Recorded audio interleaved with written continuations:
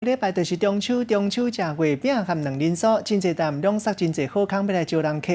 像讲台中道民众看到一间卖月饼的店，门口吊红布条，写讲做30年的两人酥今年上好食，互民众看了到地起犹豫，讲安尼29年前这段时间到底伫咧无用啥？也有人讲旧年买敢会当退钱？头家是讲有一间中华出名饼店业者来到台中开分店要拼生意，互因的生意加减影响到。今年特别用心，毋若是外皮，也有内底啊，拢有调整过。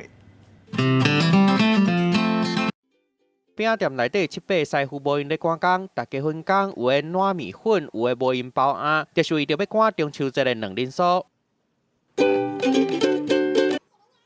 抹两只山麻啊，放入去烘炉内底，过无偌久，香公公的两人酥就出炉啊。用刀啊，甲切开，外皮真酥，内底鸭嘛真济，互人真是要加一喙啊！业者嘛杀好康的优惠出来，买24盒送8盒，搁伫店门口挂红布条，写讲做30年的两人酥，就是今年上好食。有民众看到就讲，安尼前29年是咧创啥？搁有人讲旧年食落去的，敢会当退钱？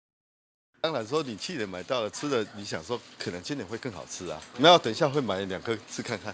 想买来吃，对啊，就试试看啊。头家解说讲，因为中华有名的饼店业者来台中抢人客，所以因今年做甲比过去拢更加功夫，为皮到鸭拢有调整。一定是一直往前进步，它不可能一直退后，所以一年要比一年再好，所以每一年他吃到都是最好吃的。